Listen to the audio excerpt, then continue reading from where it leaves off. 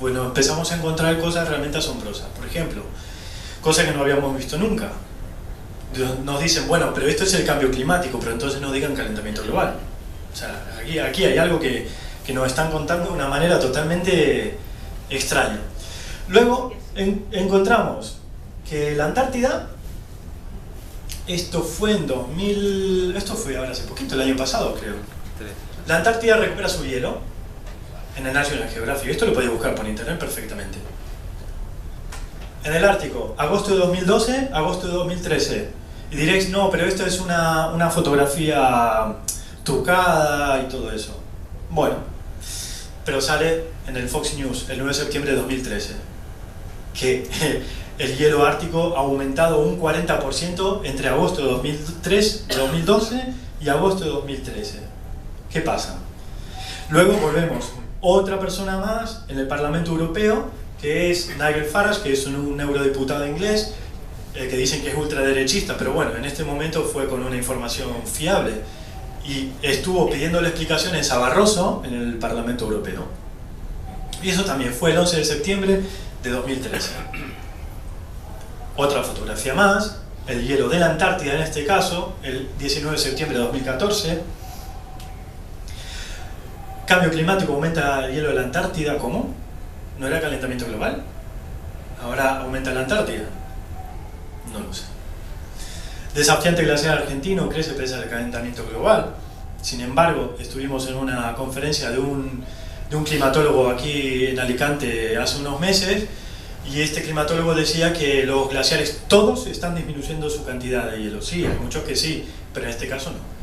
Pero este climatólogo dijo que este glaciar argentino, que es uno de los más importantes, estaba disminuyendo, en realidad está aumentando. Y esto también es una información, bueno, esto es del 2009. La temperatura del mar tampoco sube desde hace más de 10 años. Esto también es de Antonio Uriarte, un especialista también de la climatología de San Sebastián, de aquí de España. Luego aquí también tenemos los niveles de extensión de hielo, ¿vale?, por año. Este es en tiempo y esto es en cantidad. Y vemos que todas más o menos se mantienen, no hay grandes diferencias entre pérdidas y aumento de la capa de hielo. Bueno, aquí sí tenemos, es verdad que hay cosas extrañas que están pasando en la atmósfera, ¿no? Inundaciones en Granada, de las cuales nunca se habían visto, granizo en La Coruña, que tampoco se había visto nunca, sequías históricas aquí, que nunca ha pasado. Bueno, sí, sabemos que aquí en la zona nuestra no es que haya mucha cantidad de agua, pero bueno, cuando tiene que venir la época de gota fría, no ha caído ni una sola nube, ni una sola gota, perdón. Y esto es lo que nosotros tendríamos que ver un día normal, con este color del cielo, no esto. Cuando veamos esto, un avión con esto aquí y un cielo totalmente extraño, puede ser, estos son cirros, ¿vale? Pero se pueden ver una vez cada 10 días, cada 15 días, no todos los días. Cada vez que entran nubes, cada vez que entran frentes, se ven este tipo de nubes. Luego diréis, bueno, pero estás loco. Esto lo dices tú porque se te ocurre. No. Hay muchísima gente, hay muchísimos científicos, inclusive presidentes, que están hablando de este tema.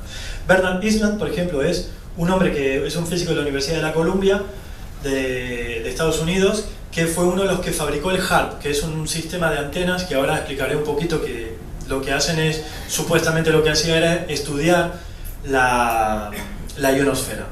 ¿Sí? Pero en este caso, este hombre dijo que esas antenas no estaban siendo para estudiar la ionosfera, sino que para modificar básicamente el clima o hacer geoterrorismo. Luego aquí el subcomité del Senado de Estados Unidos también hay un vídeo muy interesante en internet que habla sobre la guerra climática, que tiene muchísimos informes. Luego el Dr. Michio Kaku, que es bastante conocido también, admite la manipulación del clima por el gobierno de Estados Unidos en CBS News, que los entrevistadores estaban locos porque no sabían ni qué hacer cuando les comentaba eso. Václav Klaus, este es el expresidente de la República Checa, que también estuvo haciendo declaraciones en el año 2013 con respecto a la manipulación que existe detrás del calentamiento global. Ecologistas en Acción, el 19 de mayo de 2014, hablan en una entrevista, en una exposición, que estaba habiendo una manipulación, no una manipulación, había uy, no me sale la palabra, la desinformación respecto a las estelas químicas que se ven en el cielo, que ahora explicaremos un poquito más de eso. Y Domenico Silipotti también, que es un senador de Forza Italia también, hizo una comparecencia también en el Parlamento italiano sobre este tema. Luego en Bélgica también hay un grupo que es el Grupo Belfort, que elaboró un estudio realizado por 300 científicos basado en la manipulación climática, que se llamó el caso Naranja, y fue entregado al Parlamento Europeo, pero claro, eso no trasciende nada. Luego Ted Gunderson, que fue un ex jefe del FBI, también denunció esto, y en el Parlamento de Canadá también se ha hablado del tema. Y luego también está Kristen Megan, Hildegard Steininger, Sophia Marston, Russell Blaylock, que son médicos, científicos, biólogos, neurocirujanos en este caso, que todos están hablando de todo lo que está pasando. No nos metemos demasiado en lo que dice cada uno porque es demasiado, hay muchísima información, entonces hay que extractarla bien para que sea más didáctico también. En el 2007 Rosalind Peterson, que era la presidenta de la Coalición de Defensa de la Agricultura, en una conferencia internacional sobre el cambio climático en la ONU, dijo que hay en marcha programas de modificación climática que causan cambio climático. O sea que el cambio climático está siendo generado en realidad. Que hay un cambio climático natural, pero que luego por detrás hay gente que se está dedicando a eso. Y diremos, bueno, pero ¿cómo puede ser eso? ¿Quién puede estar interesado? Ahora lo veremos. Fabio Mini también, que era un ex comandante de la OTAN, también habla de la guerra climática. Y aquí está el expresidente de la República Checa. Luego, decimos, bueno, pero no existe ni la tecnología ni hay documentos. Sí los hay, sí los hay. Por ejemplo, en 1966 hay un documento en el que habla sobre la modificación del clima, el control en Estados Unidos en el año solamente 1966. Pasaron ya bastantes años. Y luego hay un documento de la ONU, que es una convención que fue firmada en octubre del 78, y los objetivos de esta resolución eran salvar a la humanidad del peligro de la utilización de un nuevo tipo de armamento. Y hablaba de la manipulación del clima. Bueno, otro documento, este ya es un documento militar que habla sobre el clima como multiplicador de la fuerza, obtener el clima en 2025. Bueno, la traducción no es literal, ¿no? Las ventajas de modificar el clima para ellos, ¿cuáles serían? Perfectamente alterar la moral del enemigo, inducir sequías, impedir el suministro de agua, interrumpir comunicaciones de radar, desmantelar o destruir radares y sistemas de comunicación. El objetivo, modificar el clima de modo sistemático, global y en tiempo real, ya que será un multiplicador de fuerza para lograr los objetivos militares. Y esto es un documento del año 1996, que está traducido al español y todo. Luego hay informes presentados también en el Parlamento Europeo. Luego también tenemos una lista de patentes, porque dice, bueno, pero la tecnología para implementarlo, porque puede haber documentos, pero de ahí a poder implementar la tecnología, ¿cómo se va a poder implementar la tecnología? Pues mira, 139 patentes, de las cuales conocidas, pero hay por lo menos 160 o 170 en las redes sociales que se pueden ver, y todas estas patentes se pueden utilizar para modificar el clima. De ahí a que se aplique o no es otra cosa, pero que las patentes existen. Una de las patentes voy a nombrar, porque iba a nombrar la 139, pero creo que nos van a echar aquí antes, ya no es muy pesado el tema. Hay una de las patentes que es una patente muy interesante porque se llama la patente Welsbach, que es para la siembra estratosférica, para la reducción del calentamiento global. Pero qué paradójico, esto es reducción del calentamiento global, pero la patente describe cómo poner partículas metálicas de aluminio y bario en el combustible de reactores. ¿Pero qué estamos todos locos aquí? No sé. Entonces, nos tenemos que quedar con esto, esto es un dato importante. Las partículas metálicas de aluminio y bario en el combustible de reactores. Vamos a quedarnos con eso. Antecedentes de la manipulación climática. Es que me costó un rato hacer esto. Parece que no, pero hacer un PowerPoint es trabajo, ¿eh? Bueno, luego tenemos la guerra de Vietnam.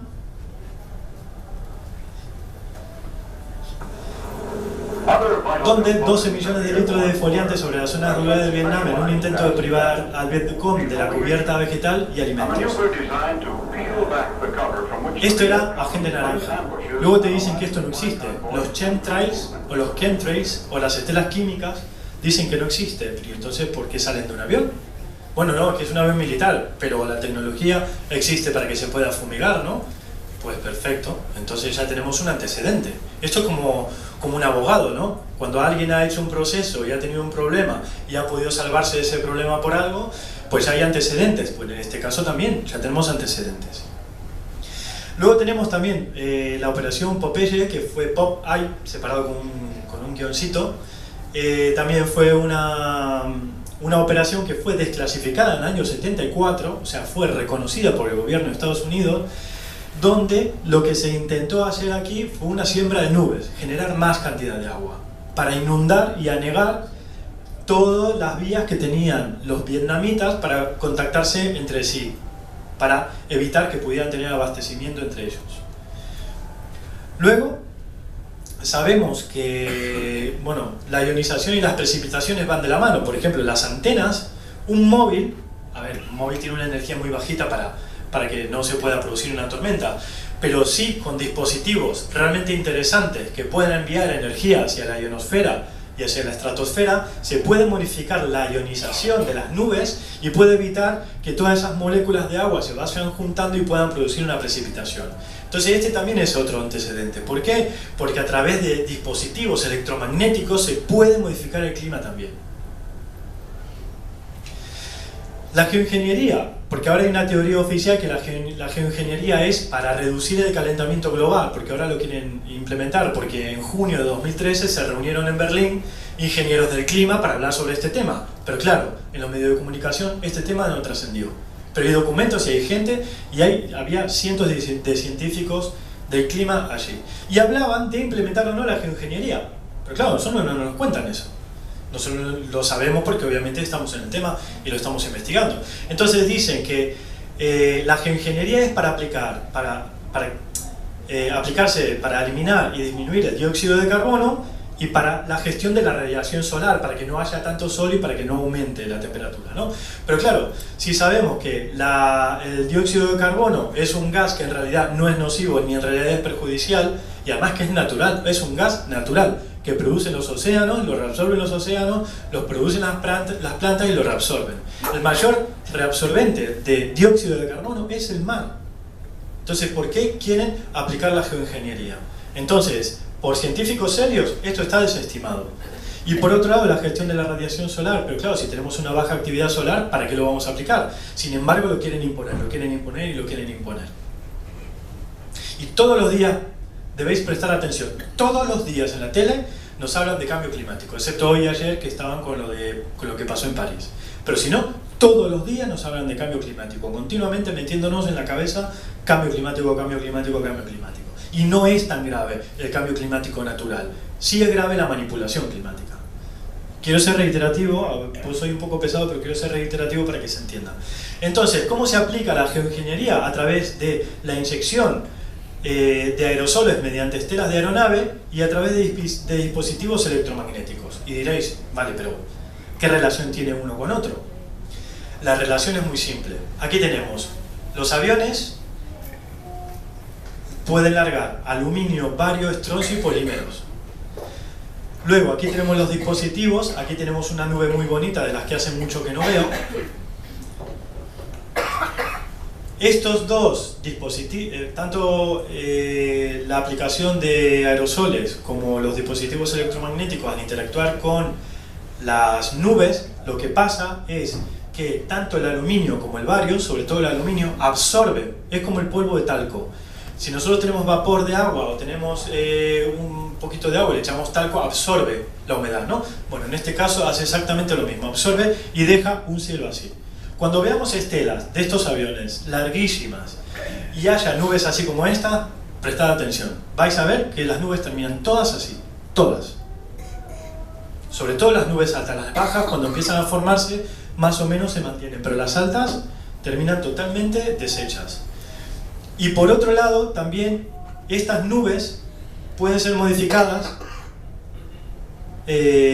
con ondas escalares, que son cuando nosotros vemos nubes totalmente lineales en el cielo, que nunca hemos visto, porque yo ahora tengo 40 años, pero cuando era pequeño estas nubes no las veía. Estas nubes no las veía. A ver, se veían cirros, pero eran poquitos, no había mucho, era un día cada tanto. Luego, si vemos estelas raras en el cielo, esta es una fotografía de la NASA, pero lo que